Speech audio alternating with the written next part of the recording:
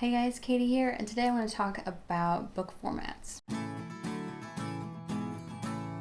This has kind of been on my mind lately because over the span of time that I've been on BookTube, my preference for how I read has changed greatly. I think that especially in the book world, there's a lot of pressure to do things a certain way, read a certain type of book. And more than anything, I would love to kind of get rid of that mentality and, just kind of focus on just reading however. So I thought I'd start out by talking a little bit about how I read and what my preferences are, and also kind of like my history with it. When I was a kid, we didn't have e-readers, so I always read paperbacks. I think that I got my first Kindle 10 years ago, maybe? Is that an exaggeration? I don't know. I think that's when I got my first Kindle. At the time, I believe I was working on my lit degree, so I don't know if I read it much because I had a lot of stuff to read for school. After I finished my lit degree, I started reading more things that I wanted to read, and I read a lot of Kindle books because it was easy and because Kindle books were cheaper. But when I started BookTube, I kind of got that I need to buy all the books thing that people get on BookTube, and I bought a lot of paperback books mostly. For a couple of months I was reading paperbacks, and at one point I remember I had a gift certificate or something, so I got a Kindle book and I started to read Hyperion.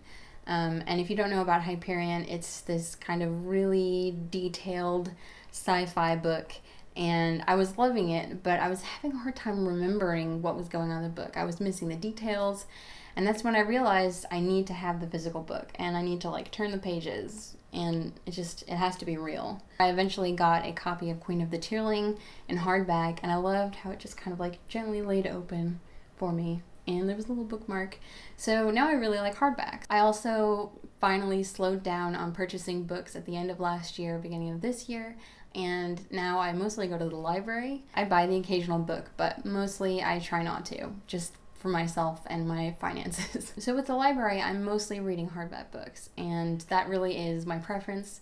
I don't think I would buy hardback books. If I was going to buy it, I'd buy a paperback, but I like reading from hardbacks.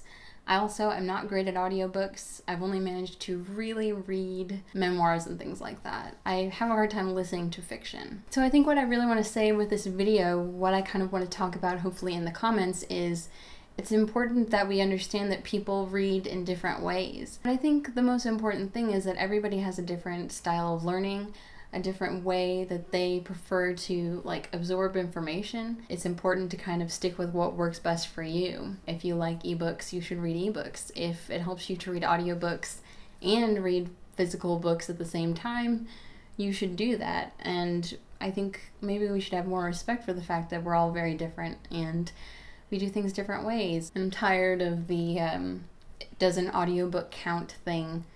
I mean, let's just let it be. There are a lot of other reasons that someone might read a particular way. It could have to do with their age. It could have to do with where they live, or how much access they have to books, or how much money they have to buy books. Is there a library nearby? I just think we should take these things into account as we look at other people and how they do things. I would love to talk more in the comments. What's your favorite way of reading? And what do you think about the kind of pressure that you get from book communities to read a certain way, or the pressure of whether or not a type of reading is valid? I would love to hear your thoughts. And that's everything for today, so I will see you guys later. Bye.